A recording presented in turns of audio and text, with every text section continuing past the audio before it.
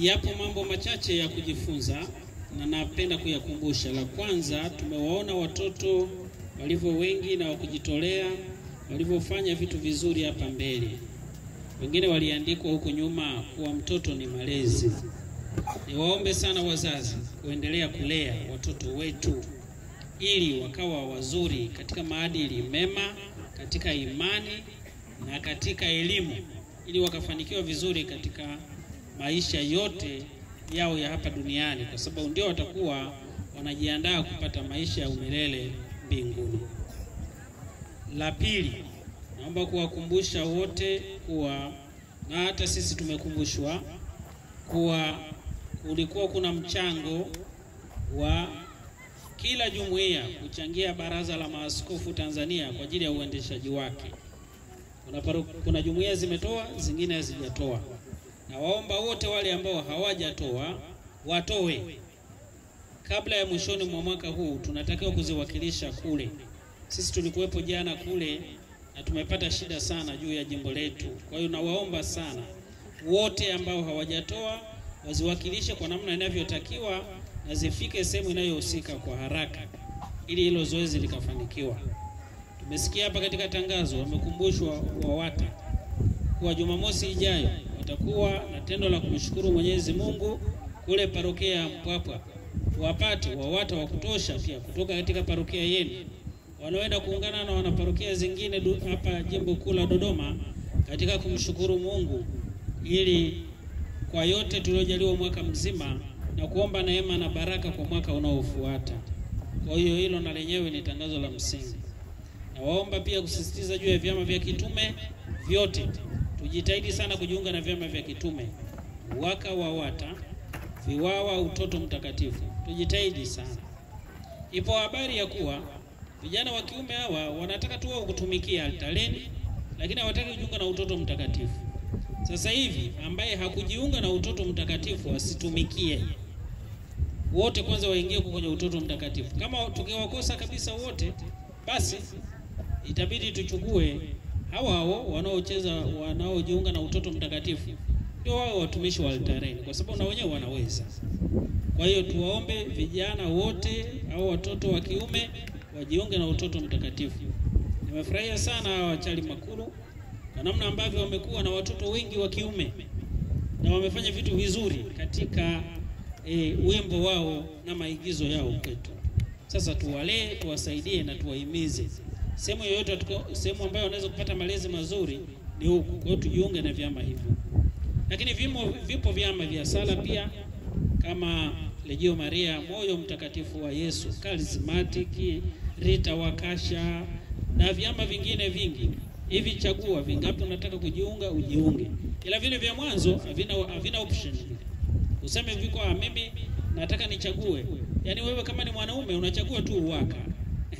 Uweze kusema viko unachagua kati ya UWAKA na WAWATA, utakushangaa. Wewe ni UWAKA tu. Na lazima uingie huko. Kwa hiyo tujitahidi sana katika hilo. Lingine, tarehe 30 tumetangaziwa jimbo kuu la Dodoma litafanya harambee kubwa kwa ajili ya kuchangia magari kwa parokia za pembezoni. Naomba kusisitiza na kuwahimiza pia kuwa tujitahidi sana ile Jumapili ya tarehe 30 tuje. Tutakuwa na michango miwili, ule wa sadaka na wa kushukuru. Yote inachukuliwa kwa lengo la kutafuta magari kwa ajili ya parokia ambazo zina shida. Wapo mapadri wengi ambao wanashindwa kufanya utume wao vizuri kwa sababu hawana gari hata moja. Kwa hiyo tunaomba sana tuwe wakarimu. Sisi tunayo magari hapa, hata kama moja ndio hilo zima mengine, lakini walau tuna kitu fulani. Wenzetu wengine hawana. Ila tunapoanza hivi hii kampeni kwa ajili ya wenzetu, itatusaidia na sisi tutakapofikia uhitaji wetu. Lakini tusiposhiriki kwa wenzetu vizuri, na sisi tunaweza tukakwama. Kwa hiyo tujitahidi sana hilo. Napenda kuwapongeza kwa namna kubwa kabisa kwa umoja wenu, mshikamano wenu na ujasiri wenu wa kukubali kuanza ujenzi wa hili kanisa hapa tunaposalia leo. Hongereni sana. Kanisa hili limeelezwa kwenye risala kuwa litagharimu milioni 700. Hizi milioni 700 sio chache. lakini pia sio nyingi. Tukijipanga vizuri, kila mmoja wetu akajua kuwa anakuja kujenga kanisa, akajitoa kwa hali na mali, tutafika milioni 700 na tutakamilisha kanisa letu. Mimi nawaomba sana, kabla tujaanza kuomba jitihada zingine za watu wa pembeni, sisi wenyewe tuonyeshe mshikamano mkubwa, umoja na upendo. Tuwashirikishe na ndugu zetu ambao wako nje ya Chikopelo, wako Dodoma, wako Dar es Salaam, wako Mwanza, wako Nairobi, wako Ulaya, wako Marekani, wako China, wako India, wote. Tuwashirikishe, tuwaambie kuwa sasa tumepiga kipenga. Tumepuliza nini? Tumepuliza kipenga cha kanisa Chikopelo. Ni aibu kubwa kuendelea kusali pale. Watu wengi hawasali pale, wanakuwa nje.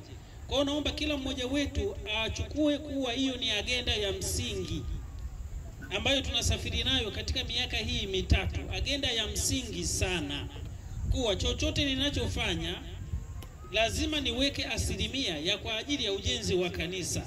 Awe mkubwa, awe mdogo, awe mtoto, chochote unachofanya.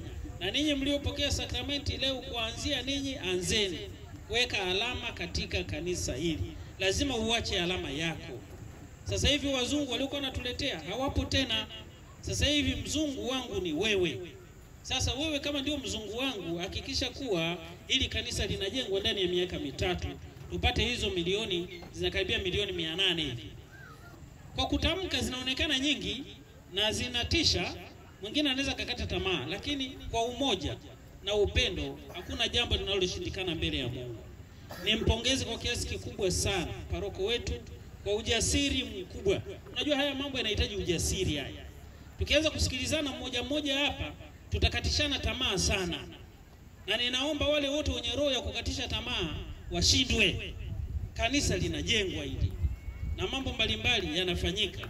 Tushikamane na twende pamoja, wote kwa pamoja, ili tufanikishe hii haja ya mioyo yetu.